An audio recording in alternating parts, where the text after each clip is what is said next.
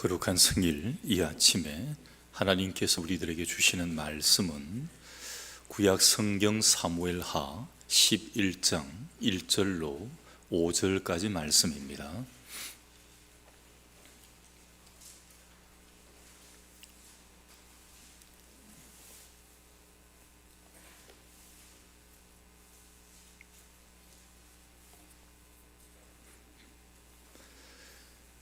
그 해가 돌아와 왕들이 출전할 때가 되매 다윗이 요압과 그에게 있는 그의 부하들과 온 이스라엘 군대를 보내니 그들이 암몬 자손을 멸하고 랍바를 에워쌌고 다윗은 예루살렘에 그대로 있더라.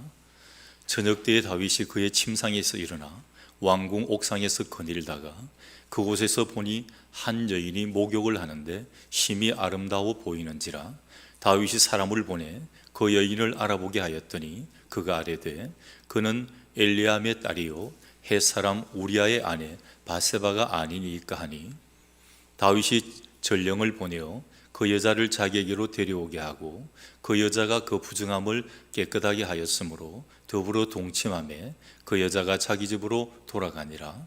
그 여인이 임신하며 사람을 보내 다윗에게 말하여 이르되 내가 임신하였나이다 하니라. 아멘. 말씀 위에 기도합니다. 하나님의 귀한 말씀을 받고자 합니다. 오늘도 우리의 심령의 문들을 활짝 열어 주옵소서. 세상의 것들로 우리의 마음이 막혀 있다면 뚫어주시고 오늘도 막혀진 눈을 열어 하늘을 보게 하시고 하나님을 만나게 하시고 우리의 귀가 뚫려지고 열려져서 하나님의 신령한 말씀을 듣게 하시고 우리의 우둔한 입술이 열려져서 하나님을 찬양케 하여 주옵소서. 오늘도 말씀이 우리의 심령과 관절과 골수를 찔러 쪼개어 주시옵소서. 부족한 종 감추시고 하나님 직접 말씀하여 주시고 능력의 두루마기 입혀 주옵소서. 예수님 이름으로 기도드리옵나이다. 아멘. 1912년 4월 15일 어떤 날인지 아마 잘 모르실 겁니다. 오래전에 영화화도 되었고 아주 공전의 히트를 쳤고 또 유명한 배우들도 나왔던 영화도 되었던 한 장면인데 타이타닉이라고 하는 한 배에 관한 이야기입니다. 이 날에 이 타이타닉이라고 하는 배가 침몰을 하게 됩니다. 누구도 이 배가 침몰할 것이라고 상상도 또 염려도 하지도 않았습니다. 엄청난 배였습니다. 크기가 자그마치 높이가 30m, 너비가 28m, 길이가 270m, 톤수로는 46,000톤. 그 당시로서는 가장 세계에서 크고 빠르고 강력한 배가 이 타이타닉이었습니다. 그리고 영국의 자존심이었어요. 대영 제국이라고 했습니다. 세계 식민지가 하도 많기 때문에 해가 지지 않는 나라라는 별명을 가졌던 나라가 영국. 그래서 앞에다가 대자를 붙여서 대영 제국이다 이렇게 했습니다. 이 대영 제국의 자존심, 이 타이타닉이 처녀 항해를 시작을 하는 것입니다. 제일 빠르고 제일 크고 제일 화려한 모든 것의 최고의 찬사를 받고 있는 이 배였습니다. 여기에 항해에 탑승한 사람들은 선장이든지 선원이든지 승객이든지 누구도 이 배가 파손이 된다든지 침몰할 것이라고는 꿈도 꾸지 않았습니다.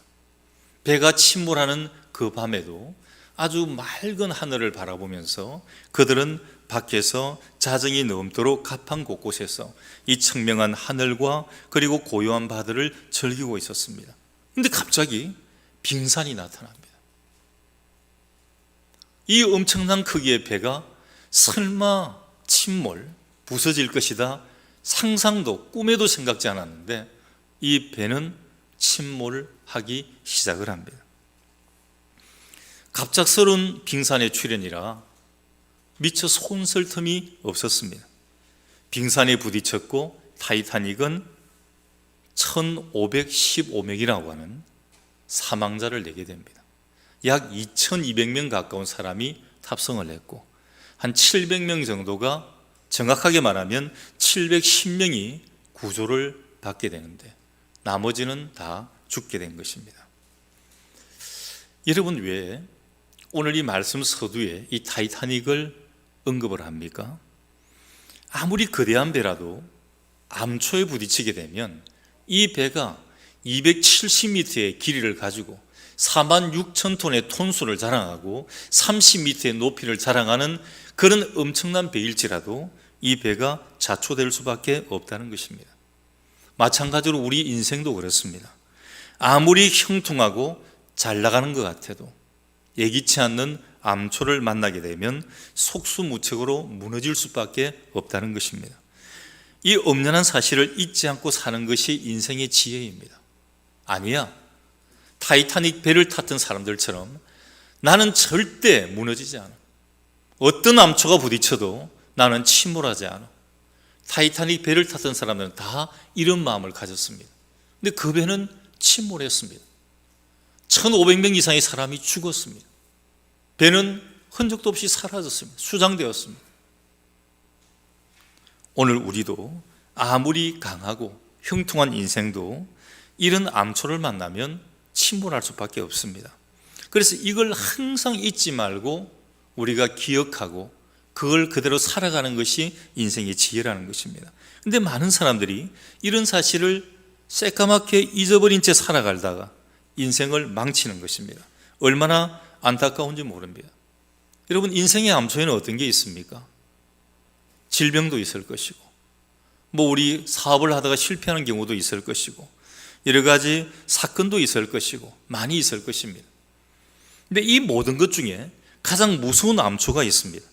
이것이 바로 사단 마귀의 유혹이요, 죄의 악입니다. 그로 인해 인생이 실패하고 망가지는 것입니다. 정말 그렇습니다. 여러분, 고난보다 무서운 것이 죄입니다. 고난이 와도 믿음이 있고 신앙이 좋으면 얼마든지 극복해낼 수가 있습니다. 아니, 오히려 이 고난을 통해 더 잘 될 수가 있습니다. 악한 사단은 우리 인간의 마음을 유혹하여서 죄를 짓게 만듭니다. 어찌하든 인생을 망가뜨리고 할 수 있으면 영원한 지옥으로 끌고 가려고 길을 쓰는 것입니다. 이런 사단의 공격이 얼마나 교묘하고 집요한지 오늘 본문의 말씀을 통해 보면 잘 알 수가 있습니다. 여러분, 다윗입니다. 지금 이스라엘 국기에 있는 별이 다윗별이에요. 왕 중의 왕입니다. 이스라엘에 여러 왕들이 있었지만 그 중에 최고의 왕은 지금도 그들은 다윗이라고 이야기를 합니다. 오늘 그 주인공이 다윗입니다. 이 다윗 같은 훌륭한 신앙인도 그 암초에 넘어질 수 있음을 분명히 성경은 말하고 보여주고 있습니다. 정말 인간은 별 수 없는 존재입니다. 아무리 신앙생활을 오래 하고 잘해왔어도 순간순간 잘해야 하는 것입니다. 그렇지 않으면 누구라도 언제든지 자초될 수가 있다는 사실입니다. 우리는 이런 사실을 명심하고 인생을 살아가야 됩니다. 이것이 곧 인생을 끝까지 승리하는 비결인 것입니다. 오늘 이 말씀을 통해 우리 인생의 항해에 불쑥불쑥 닥쳐오는 암초를 넉넉히 이기고 승리하는 삶을 살아가는 성도들이 되시기를 주님의 이름으로 간절히 축원합니다. 먼저 이 본문에 보면 정말 어처구니 없는 사건이 등장을 합니다. 아니, 이럴 수가, 어떻게 다윗이 이런 우리 수식어를 붙일 정도의 엄청난 사건이 일어납니다. 평소에 하나님을 너무나 잘 경외하고 백성의 신망을 한 몸에 받고 있던 다윗 왕이 충신의 아내와 간음죄를 저지르고 말았던 것입니다. 그것이 오늘 여러분 읽었던 1절에서 5절까지의 본문의 내용입니다.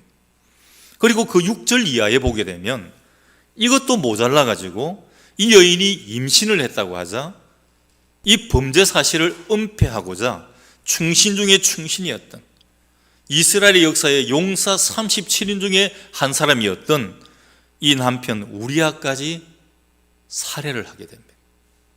경악하지 않을 수 없는 무서운 사건입니다. 여러분, 이것이 바로 우리 인간의 실체입니다. 성경은 이와 같이 충격적인 이야기들이 종종 등장을 합니다. 이럴 때면 한편에 의문이 생깁니다. 거룩한 성경책인데, 하나님의 말씀인데 왜 이런 추악한 이야기들을 좀 빼면 안 되나? 좀 생략해버리면 안 되나? 좀 더 미화시키면 안 될까? 이런 생각을 가지게 됩니다. 하지만 오히려 이런 기록들이 성경의 위대함을 증거해 주는 것입니다. 대개 역사책이라든지 위인전을 읽어보게 되면 가급적이면 미화해서 기록하는 그런 경향이 있습니다. 오늘 장로님 기도판이 정치판 이야기였습니다. 여러분 정치판 한번 보십시오. 그들이 국회에서 청문회하고 감사를 하는 가운데에서 말을 함부로 한 거예요. 근데 하고 나니까 너무 이상한 거예요, 이 말이. 근데 그 말을 전부 다 누가 적고 있나 하면 속기사라고 하는 사람들이 속기록에 적고 있습니다. 그 기록이 참 남는 거예요. 빼달라는 겁니다. 근데 빼질 수가 없어요. 거기 있는 모든 사람들이 동의해가지고 그걸 빼는 거예요. 여러분 왜 뺍니까? 미화하려고 하는 거예요. 이쁘게 만들려고 하는 거예요. 그 감사당에서 그렇게 막말, 험한 말을 하지 않았다라고 이미 했는데 미화하려고 하는 거예요. 이게 바로 우리 인간들의 역사책입니다. 근데 성경은 그게 없어요. 가감이 없습니다. 잘못된 거 그대로 기록을 합니다. 여러분 다윗 왕 정도가 되면 이 정도 좀 빼주면 얼마나 멋지지 않겠어요?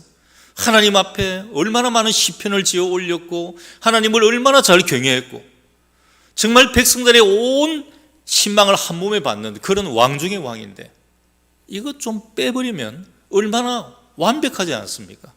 성경은 그런데 1.1획도 빼지를 않습니다. 더 보태지도 더하지도 않습니다. 그대로 기록을 하고 있습니다.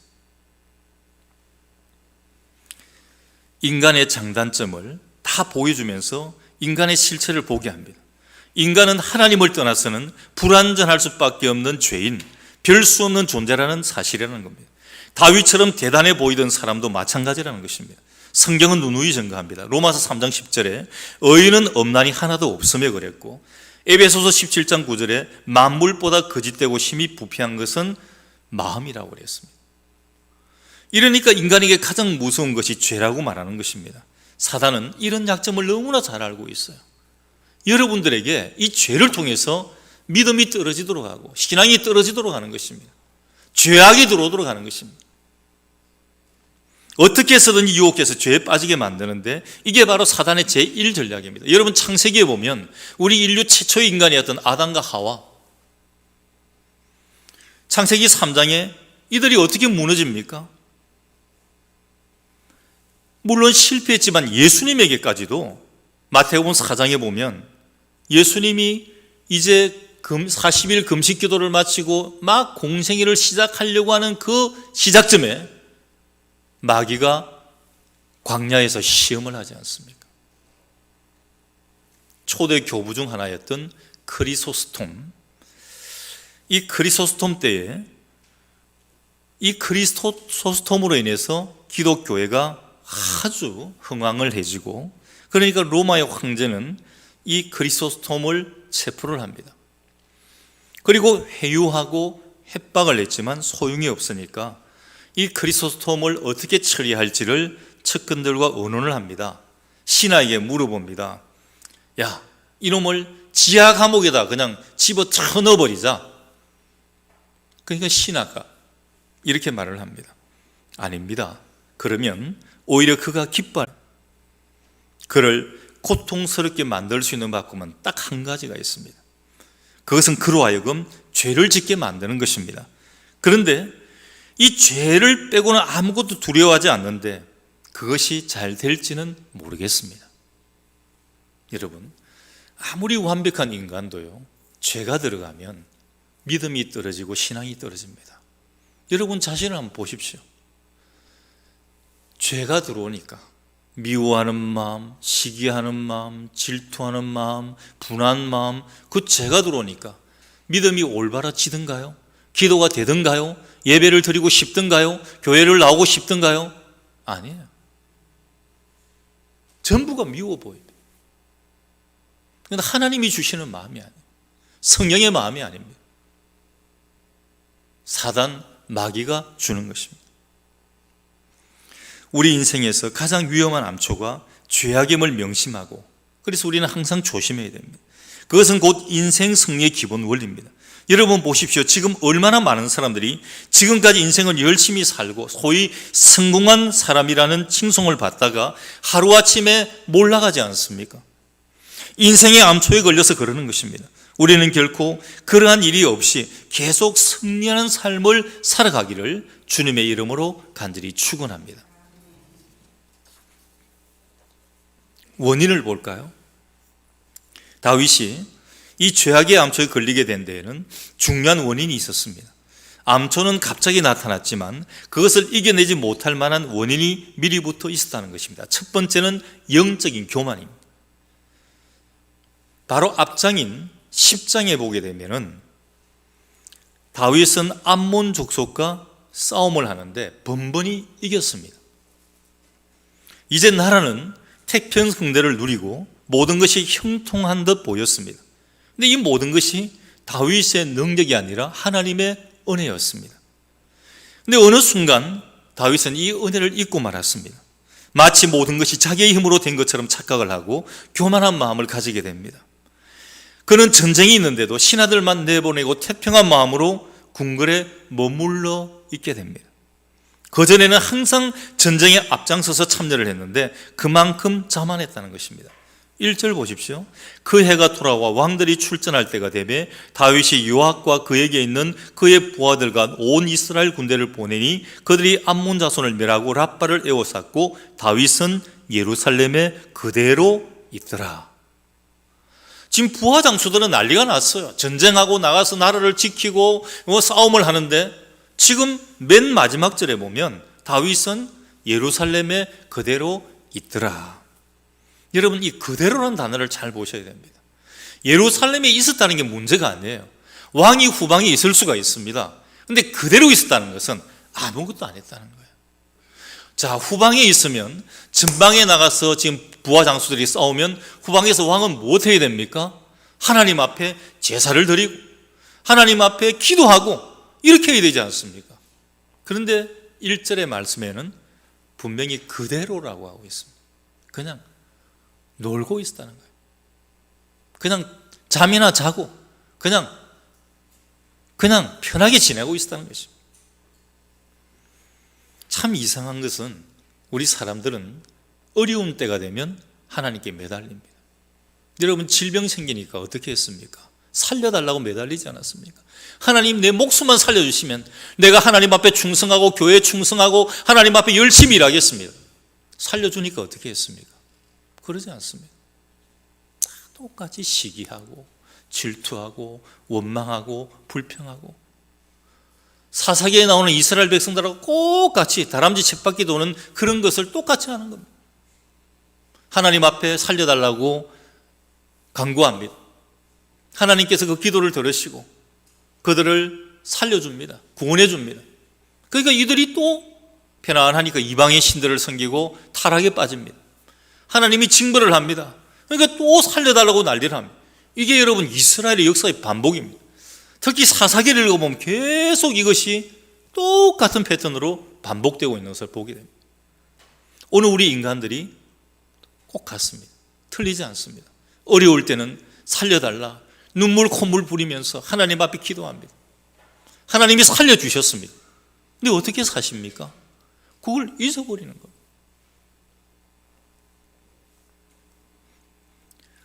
태평해지니까 교만하게 하나님을 의지하지 않습니다. 오늘 이 다윗도 사울 왕에게 쫓겨다닐 때는 얼마나 하나님을 의지하지 않았습니다. 쫓겨다니는 가운데도 시편을 지어 올렸고 그 죽일 수 있는 기회가 있는데도 하나님이 기름 부은 종을 내가 건들지 않는다. 손끝도 한다 대지 않는다. 그렇게 했던 위대한 사람이었습니다. 날마다 눈물로 간구했습니다. 그런데 태평해지니까 교만하게 하나님 의지하지 않습니다. 이럴 때 영적인 침체가 찾아오는 것입니다. 그리고 시험에 넘어갑니다. 그래서 성경은 경고합니다. 잠언 16장 18절에 교만은 패망의 선봉이요 그만한 마음은 넘어짐의 앞잡이니라. 고린도전서 10장 12절에 그런즉 선줄로 생각하는 자는 넘어질까 조심하라. 그래서 우리는 항상 하나님의 은혜를 잊지 말아야 됩니다. 우리는 연약한 죄인들입니다. 하나님의 은혜가 아니면 멸망할 수밖에 없는 인생들입니다. 지금 개구리가 되었더라도 과거 올챙이적 시절을 생각을 해야 됩니다. 다윗이 목동 시절, 사울에게 쫓겨다니던 시절을 잊지 않고 늘 기억을 했다면 이렇게 어이없이 무너지는 그런 결과를 초래하지는 않았을 것입니다. 두 번째는 영적인 나태입니다. 2절에 보게 되면 다윗은 교만한 나머지 영적으로 얼마나 나태해졌는지 모릅니다. 저녁 때에 다윗이 그의 침상에 있으나 왕궁 옥상에서 거닐다가, 저녁 때입니다. 언제 일어났다 그랬습니까? 여러분, 잠을 자면 언제 일어나죠? 아침에 일어나야 되잖아요. 근데 여기는 지금 보니까 이상하게 저녁 때 다윗이 그의 침상에서 일어났다. 저녁 때까지 잔 거예요. 그리고 왕궁 옥상을 거닐었습니다. 부하들은 전쟁터에서 피를 터지며 싸우고 있는데 자기는 어떻게 해야 됩니까? 기도해야 되지 않습니까? 근데 실컷 잠을 자고 옥상에 상가라이 산보하고 있습니다. 기도하지 않고 말씀을 묵상하는 일을 그쳤습니다. 이런 경우 10중 8구 사단 마귀의 밥이 되는 겁니다. 원수 마귀는 믿지 않는 사람들에게만 공격하는 게 아닙니다. 오히려 믿는 자들에게 더욱 교묘하게 유혹하면서 시험해 옵니다. 먹이를 찾는 사자들처럼 때로는 생쥐처럼 틈을 비집고 들어와서 넘어뜨립니다. 그래서 조심해야 됩니다. 에베소서 4장 27절에 마귀에게 틈을 주지 말라고 했습니다. 조그마한 틈만 있으면 이 사단 마귀는 들어오는 겁니다. 결국 이런 영적인 나태로 인해서 다윗은 죄의 유혹을 이길 수 있는 영적인 능력을 상실하고 말았습니다. 영적인 능력은 하나님의 선한 뜻을 행하고 죄의 유혹을 뿌리칠 수 있는 그러한 능력입니다. 그래서 오늘 2절에 보면 다윗은 여인의 모습을 보고 그냥 무기력하게 그냥 넘어져 버렸습니다. 영적인 브레이크가 파열된 것입니다. 영적으로 충만하면 죄의 유혹이 올 때 그 브레이크를 밟으면 되는 거예요. 보이는 건 할 수가 없습니다. 여러분, 보이는 거를 내가 앞이 안 보이면 모르지만 보이는 거를 어쩔 수가 없잖아요. 그런데 그게 보일 때, 영적으로 충만할 때는 영적인 브레이크가 있기 때문에 그걸 확 밟으면 가다가 수도를 하게 됩니다. 시편 119편 9절에 청년이 무엇으로 그의 행실을 깨끗하게 하리이까? 주의 말씀만 지킬 따름이니이다. 여러분, 청년의 때에 무엇을 가지고 행실을 깨끗하게 하겠습니까? 이 시편의 기자의 고백은 말씀밖에 없다. 말씀은 브레이크 역할을 합니다. 그런데 영적으로 침체된 다윗에게는 말씀의 브레이크를 기대할 수 없었던 것입니다. 왜냐하면 말씀의 묵상이 없었어요. 하나님의 말씀을 듣지 않습니다. 말씀을 읽지 않습니다. 어떤 브레이크를 가지겠습니까? 아무것도 없는데. 유혹 자체가 죄악은 아니기 때문에 다윗이 그 유혹을 물리쳤다면 아무렇지 않게 넘어갔을 것입니다. 그런데 그게 안 된 것입니다. 사실 눈에 보이는 것이야 어떻게 할 수 없지 않습니까? 하지만 막을 수는 있는 것입니다. 그걸 못한 것이 문제입니다. 이런 말이 있습니다. 새가 머리 위로 날아다니는 것은 어쩔 수가 없다. 그러나 새가 머리에 둥지를 트는 것은 막아야 한다. 다윗은 바로 여기에 실패하고 말았던 것입니다. 이처럼 영적으로 충만하는 다윗이지만 교만해지고 나태해지면서 영적으로 침체되었습니다. 이런 상황에서 죄가 유혹을 하고 마귀가 시험을 해오니까 속수무책입니다. 브레이크가 없으니까 눈에 보이는 대로 그대로 진행이 되는 거예요. 영적으로 충만했다면 영적인 브레이크가 작동을 하게 됩니다. 사이드 브레이크도 있고 그냥 풋 브레이크, 발로도 밟을 수도 있고 손 브레이크도 있고 밟을 수가 있습니다. 수도 밟을 수가 있습니다. 넘어지고 범죄에 빠지고 말았습니다. 그래서 신앙은 항상 현재가 중요하다고 말씀을 드리는 겁니다. 여러분, 이런 말씀 종종 하시지요. 내가 과거에는 이런 믿음 생활을 했다. 나쁘지 않습니다. 근데 그걸 유지하시라는 겁니다. 과거에 그렇게 하셨는데 지금은 왜 이렇게 하지 않느냐는 것입니다. 과거에 그래 기도 생활 잘했고 과거에 나무 뿌리 몇 개 뽑았고 바위돌 몇 개 뽑아내었습니다. 근데 왜 지금은 하지 않느냐는 거예요. 신앙은 현재가 가장 중요한 것입니다. 과거에 아무리 훌륭한 신앙인이라 할지라도 영적으로 침체되면 아무 소용이 없어요. 사단 마귀의 밥이 될 수밖에 없습니다. 그냥 무너집니다. 아무것도 아닌 것입니다. 이런 인생 항해길이 출현하는 죄악의 암초를 이길 수 있는 비결이 있습니다. 우리가 항해를 해나가는데 암초는 나타납니다. 근데 이겨야 되지 않습니까? 그 비결은 오늘 다윗의 실패를 반면교사로 삼으면 됩니다. 첫 번째는 영적인 각성입니다. 영적으로 나태하면 반드시 죄에 지고 맙니다. 그래서 우리는 영적으로 늘 긴장하고 있어야 됩니다. 주님은 말씀합니다. 마태복음 26장 41절에 시험에 들지 않게 깨어 기도하라. 마음에는 원이로되 육신이 약하도다. 이 말씀은 예수님께서 십자가 고난을 앞두시고 사랑하는 제자 몇 명만 뽑아가지고 겟세마네 동산으로 기도하러 올라가십니다. 그러면서 이 제자들에게 당부를 하는 거예요.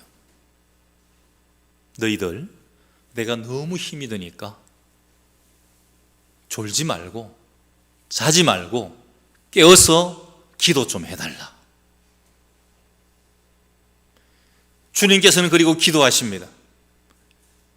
그 기도가 얼마나 깊었던지 흘리는 땀이 핏방울이 되었다고 했습니다. 피땀을 흘리며 주님은 기도합니다. 그리고 제자들에게 가보았습니다. 자고 있습니다. 굴굴 자고 있습니다.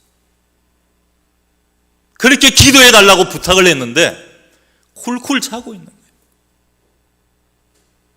한 번이 아닙니다. 또 가도 또 자고 있습니다. 제자들 넘어질 수밖에 없었던 겁니다.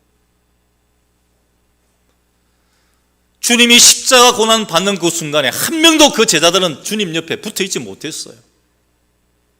기도해야 될 시간에, 영적으로 무장해야 될 시간에 쿨쿨 자고 있었습니다. 베드로전서 5장 8절에 근신하라 깨어라 너희 대적마귀가 우는 사자같이 두루다니며 삼킬 자를 찾나니 그랬습니다. 여러분, 우리 바울을 위대한 전도자라고 이야기를 합니다. 전도만 잘했습니까? 우리 신약 성경의 3분의 1을 바울이 기록한 서신으로 되어 있습니다. 대단한 사람. 바울이 실수하지 않고 변질되지 않고 훌륭할 수 있었던 비결은 영적인 자기 관리였습니다. 바울은 철저하게 자신을 깨웠습니다. 고린도전서 9장 27절에 내가 내 몸을 쳐 복종하게 함은 내가 남에게 전파한 후에 자신이 도리어 버림을 당할까 두려워함이로다. 이 말을 풀이하면 내가 전도자인데, 내가 평생을 전도하는데, 내가 나가서 전도를 했는데, 내가 전도한 후에 오히려 내가 잘못해서 전도한 사람은 믿음과 신앙이 올라가는데 내가 도리어 하나님 앞에 버림받을까 두렵다는 것입니다. 영적으로 깨어있는 사람은, 영적으로 깨어있는 가장 좋은 비결은 영적인 시선을 예수님께로 고정시키는 겁니다. 여러분, 무엇을 보느냐가 굉장히 중요해요. 맹모 삼천이라는 말이 있지 않습니까? 맹자의 어머니가 이사를 3번을 한 거예요. 왜냐고 보니까 이 맹자가 시장통 옆에 갖다 놓으니까 시장 잡배들하고 똑같이 행동하고 말하고 있는 거예요. 그래서 옮기는 겁니다. 거기 놓아두니까 내 자식을 제대로 교육을 못 시켰다는 겁니다. 그래서 맹모 삼천입니다. 3번이나 옮겨버린 거예요. 여러분들도 무엇을 보느냐가 굉장히 중요합니다. 여러분 한 주간 동안 무엇을 보고 사셨습니까? 돈을 보았습니까? 명예를 보았습니까? 불량한 사람들을 보았습니까? 우리 시선을 주님께로 고정하셔야 됩니다. 히브리서 12장 2절에 믿음의 주요 또 온전케 하시는 이인 예수를 바라보자고 했습니다. 이 구절을 쉽게 풀이하면 이 한마디입니다. 예수님께 우리 눈을 고정시키자, 이 말씀입니다. 예수님을 늘 의식하고 예수님께 영적인 시선을 고정시키면 잘못될 수가 없습니다. 늘 기도로 주님께 영적인 시선을 고정시킴으로 깨어 있기를 주님의 이름으로 간절히 축원합니다. 그리고 다윗은 늘 말씀 묵상, 기도, 찬송을 했지만 그런데 이걸 놓아버렸어요. 말하자면 영적으로 무장이 해제된 그런 상태였습니다. 그러니까 단번에 영적으로 고갈되고 형편없이 되었던 것입니다. 그래서 우리는 항상 영적으로 무장되어 있어야 됩니다. 그래야 영적인 능력을 충전받을 수가 있습니다. 여러분, 요즘 이제 차가, 우리가 일반적으로 타고 다니는 차가 내연기관 차라고 이야기를 합니다. 기름을 넣어가지고 여러 가지 기관을 통해서 하는데, 이제 한 10년, 20년이 지나면 이 내연기관 차가 없어진대요. 이제는 전기차가 나온대요. 배터리로 가는 차. 그러면 이 내연기관이 다 없어져 버린대요. 엔진도 없어져요. 엔진도. 그냥 배터리하고 연결만 되면 그냥 가는 겁니다. 그렇게 되면 이제 자동차 부속을 만드는 회사라든지 카센터 이런 데가 이제 버려먹을 게 없게 되는 거예요. 굉장히 간단하게 됩니다. 여러분, 이 배터리, 근데 문제는 이제 배터리가 문제입니다. 이 배터리가 얼마 되지 않으니까 차에다가 장착을 시키니까 얼마로 못 가고 또 충전을 해야 되니까 아직까지 완전치를 않는 거예요. 문제는 배터리입니다. 이 배터리가 떨어지면 기계도 금방 씁니다. 요즘 인부들 일할 때 보고 참 놀랐습니다. 얼마 전만 해도 인부들이 오면 요즘은 톱질을 안 하거든요. 기계톱을 쓰거든요. 전부 전기를 꽂아가지고 윙 가고, 전기를 꽂아가지고 이렇게 뭐 대패질 같은 것도 하고 이렇게 합니다. 근데 한 번 어디 딴 분 오는 거 보니까 전기를 안 꽂아요. 그냥 해요. 그거 어떻게 하나 가만히 보니까 전부 배터리로 된 걸 쓰는 거예요. 요즘 배터리가 잘 나와가지고 이제는 전기톱도 그냥 배터리 가지고 하는 거예요. 전에는 전기 꽂을 때 어디 있습니까? 물어보는데 필요가 없는 거예요. 배터리만 꽂고, 이게 다 되면 다른 배터리를 또 갖다 꽂으니까 되는 겁니다. 여러분, 이렇게 배터리가 있는데 이 배터리가 좋아야 오래 가는 것입니다. 여러분, 우리 영혼에도 영적인 배터리가 있어요. 근데 한 번 충전하면 오래 가지를 못해요. 하나님이 그렇게 만들어 놓으셨습니다. 겨우 하루 이틀 정도 갑니다. 한 번 기도 열심히 하면 한 주 정도 가고, 그리고 한 번 부흥이 하면 한 달 가고, 그러면 얼마나 편리하지 않겠습니까? 근데 그렇지 않다는 겁니다. 음식물 섭취하는 것, 잠자는 것, 특별한 경우 빼놓고는 우리 하루도 그럴 수 없어요. 여러분, 한 끼 안 먹으면 배고프잖아요. 하루 잠 안 자면 눈이 벌겋해가지고 아무 일도 못 하잖아요. 그럴 수가 없습니다. 영적으로도 여러분 마찬가지입니다. 매일 기도하고 매일 말씀 읽고 묵상하고 매일 하나님 앞에 나아가야 됩니다. 그래서 영적으로 무장되어야 죄 유혹이 오고 마귀의 공격이 와도 이겨낼 수가 있는 것입니다. 에베소서 6장 10절 이하에 보면 영적인 무장이 관한 말씀이 나오는데 10절 11절에 끝으로 너희가 주 안에서와 그 힘의 능력으로 강건하여지고 마귀의 관계를 능히 대적하기 위하여 하나님의 전신갑주를 입으라 그랬습니다. 이 전신갑주를 입으라는 건 영적인 완전 무장을 하라는 겁니다. 근데 이 무장 중에 가장 중요한 그 두 가지가 성령의 검인 말씀과 무시로 기도하는 것입니다. 영적인 무장은 다른 말로 표현하면 성령 충만입니다. 성령 충만은 여러 가지로 설명할 수 있지만 빈집 비유로 설명을 할 수 있습니다. 사람의 마음을 집으로 비유를 하면 무엇보다 집이 깨끗하게 되지 않습니까? 근데 그 다음이 중요합니다. 만일 집을 깨끗하게 청소를 해 놓았는데 그 집을 그냥 가만히 두면 집이 어떻게 됩니까? 그대로 있습니까? 집에 먼지가 쌓여요. 거미줄이 쳐집니다. 더러워집니다. 근데 이것을 보존하는 게 중요하지 않습니까? 근데 중요한 좋은 방법이 있습니다. 우리 기독교하고 불교를 비교를 해서 생각하면 이해할 수 있습니다. 여러분, 불교인들은요, 문연무상이라고 해가지고 마음을 비웁니다. 나쁜 사심을 제거하는 것이 좋다. 물론 그거 굉장히 좋습니다. 나쁜 사심을 제거합니다. 근데 문제는 그 다음이에요. 자, 이 마음이 비워졌습니다. 이 비워진 데는 계속 뭐가 들어옵니까? 또 사심이 들어오는 거예요. 거기다가 계속 사심이 들어오니까 마음이 빈 진공 상태를 유지하기 위해서 무진예를 쓰는 것이에요. 평생 기를 쓰는 것입니다. 근데 우리 기독교는 달라요. 진공 상태가 아닙니다. 마음을 깨끗하게 하기 위해서, 영적인 진공 상태를 위해서는 우리는 제일 먼저 주님의 보혈로 씻김을 받는 것입니다. 우리는 안 돼요. 우리가 씻을 수 없어요. 주님의 보혈로 깨끗이 씻김을 받습니다. 사함을 받았습니다. 그리고 비워져 있죠. 그러면 그대로 가만히 둡니까? 거기다가는 성령으로 충만케 하는 것입니다.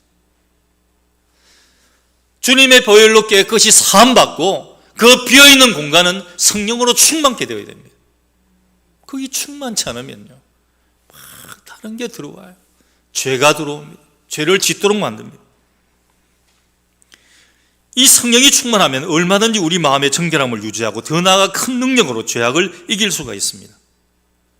빈 컵에 공기가 가득한데 물을 넣으면 공기가 빠져버리는 것처럼, 그리고 다시 공기가 못 들어오는 것과 같은 그런 이치가 됩니다. 그래서 늘 말씀과 기도로 우리 마음에 충만함을 이루어 나가야 하는 것입니다. 이렇게 영적으로 무장하면 얼마든지 죄악을 이기고 사단의 공격을 이겨낼 수가 있는 것입니다. 그리고 거룩한 헌신이 있어야 됩니다. 다윗이 실패한 이유 중에 하나가 한가로움이었습니다.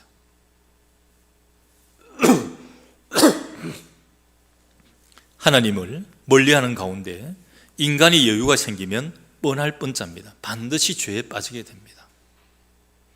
여러분, 한번 주위를 보십시오. 이런 경우가 있어요. 참 찢어지게 가난했습니다. 너무너무 가난했어요.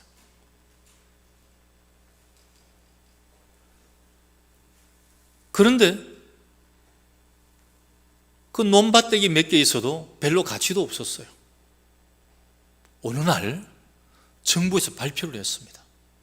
내 논밭 앞으로 큰 도로가 하나 뚫히는 거예요. 옛날 같으면 쫄딱 망했습니다. 근데 요즘은 그게 들어가면 벼락부자가 됩니다.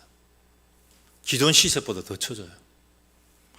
아무짝에 쓸모없는 땅인데 굉장한 가치를 가지고 부자가 됩니다. 벼락부자. 제가 살던 창원도 창원부자라는 말이 있었습니다. 창원부자. 원래 창원이 없었거든요. 근데 박정희 대통령 때에 우리나라에 기계공단이 하나 있어야 되겠다 해가지고 그 지역을 기계공단을 만드는 겁니다. 25만의 계획도시. 지금 50만이 넘어요. 아무것도 없는 땅에 도로부터 닦았습니다. 도로. 거기서 제가 자동차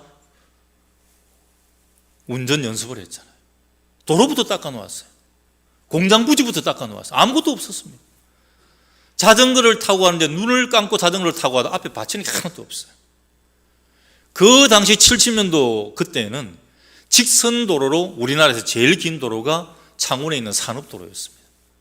그래서 눈 감고 가도 돼요. 꼬부랑 길도 없어요. 그냥 쫙 직선길입니다. 근데 그 창원이 개발이 되면서 창원 부자가 생겨납니다. 미나리강 평당에 10원도 안 했습니다. 그게 엄청난 가치가 된 거예요. 돈이 들어오니까 주체를 못하는 겁니다. 여러분, 아침 때거리 저녁 때거리도 없던 사람이 갑자기 돈이 이만큼 들어왔습니다. 못할까요? 돈 쓸 줄도 몰라요. 개운 눈에 보이는 게 뭐냐면 술집에 갑니다. 여자가 보입니다.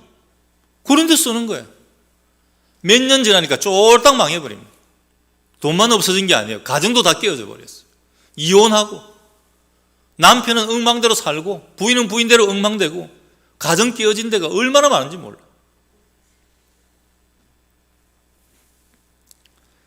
인간에게 물질적 여유, 시간적 여유가 생기면 반드시 죄에 빠지게 됩니다. 여러분, 공식이 있습니다. 죄인 플러스 시간적 여유 플러스 물질적 여유는 이꼴 타락과 범죄다. 이런 공식이 있습니다. 많은 사람들이 중년기를 넘어가면서 위기들을 맞이하는데 그 중에 이런 게 있습니다. 자신이 성취하지 못한 세상의 목표 때문에 속상해하기도 합니다. 차라리 이런 경우는 괜찮아요. 쉬워요.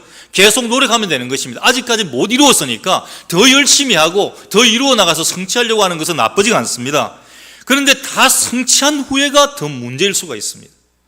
돈도 벌었습니다. 지위도 얻었습니다. 명예도 얻었습니다. 근데 그 이후에 적절하게 그 여유를 사용할 선한 목적을 갖지 못하면 엉뚱한 죄악에 빠지게 되는 것입니다. 주변을 보십시오. 죄악의 암초에 걸려 평생 잃어놓은 재산을 다 날리고 지위와 명예가 추락하는 사람들이 얼마나 많이 있습니까? 그래서 거룩한 일에 시간과 물질들을 사용하시기를 바랍니다. 선용하지 않으면 우리 인간은 죄인인지라 오용되고 타락하게 됩니다. 여러분이 잘 아는 발명왕 에디슨, 이분이 유명한 크리스찬입니다. 굉장히 믿음이 좋은 사람입니다. 이 에디슨에게 한 사람이 물어봅니다. 에디슨 선생님은 인생을 살아오면서 시험에 빠진 적이 없습니까? 에디슨이 그 사람을 물끄러미 쳐다보더니 말을 합니다. 시험이요? 글쎄요. 나는 너무 바쁘게 살다 보니까 시험에 들 여가가 없었습니다. 이분이 발명왕이잖아요. 하나 하고 나면 또 하나 해야 되거든요. 시험에 빠질 그런 요만큼의 여유도 없었다는 겁니다. 여러분, 한가함은 오직 주님과 신령한 교제를 위해서만 사용을 하십시오. 기도하지 못할 정도로 바쁜 것도 문제니까 그것도 문제입니다. 그래서 이제 거룩한 일, 선한 일을 위해서 바쁘시기 바랍니다. 언제까지 여러분 한평생 여러분 일 때문에 바쁘게 살다가 나중에 주님의 심판대 앞에 서면 뭐라 이야기하겠습니까? 하나님, 인삼농사 열심히 짓다 왔습니다. 사과농사 열심히 짓다 왔어요. 내 배농사 열심히 짓다 왔어요. 생강농사 열심히 지었어요. 평생 나 그거 하다가 왔습니다. 이것만 이야기하실 겁니까? 물론 그것도 하셔야 됩니다. 근데 정말 중요한 것은 영적인 거룩한 일입니다. 선한 일, 영적인 거룩한 일, 이 일을 위해서 여러분 바쁘시기를 바랍니다. 이제는 거룩한 헌신입니다. 그러면 우리는 반드시 승리하는 인생을 살아갈 수 있습니다. 지금까지 인생의 항로를 어떻게 해오셨습니까? 순항하셨습니까? 그러면 다행입니다. 그러나 그것이 오늘도 내일도 계속 순항할 수 있음을 보장해 주는 것은 아닙니다. 늘 영적으로 각성하고 무정하고 거룩한 헌신을 하십시오. 그래서 다윗처럼 죄악이라는 인생의 암초에 자초하는 실패하는 인생이 아니라 날마다 순항하는 승리의 인생을 살아가시기를 주님의 이름으로 간절히 축원합니다. 기도합니다. 하나님, 우리 인생의 암초가 너무나 많습니다. 오늘 그 인생의 암초에 자초되었던 다윗의 모습을 살펴봅니다. 잠깐이었지만 하나님의 말씀이 끊겼습니다. 말씀 묵상이 없었고 기도가 없었습니다. 어려울 때 그렇게 기도하고 어려울 때 그렇게 눈물 뿌리며 하나님을 찾았던 이 다윗이 편안할 때 하나님을 찾지 않았습니다. 영적인 나태에 빠졌던 그는 죄악 가운데 빠지게 됩니다. 사단 마귀가 그냥 두지 않습니다. 오늘 우리들 마찬가지입니다. 항상 영적으로 분주한 저희들의 삶이 되기를 간절히 소망합니다. 영적으로 바쁜 삶을 살아가는 우리가 되기를 간절히 소망합니다. 영적인 나태에 빠지지 아니하도록 저희를 붙들어 주셔서 항상 성령 충만함으로 날마다 주님을 바라보며 사도 바울처럼 항상 겸손한 마음으로 주님 앞에 서는 우리의 모습이 되게, 그래서 우리 인생 항해에 승리하는 삶을 살아갈 수 있도록 저희를 붙들어 주옵소서. 예수님 이름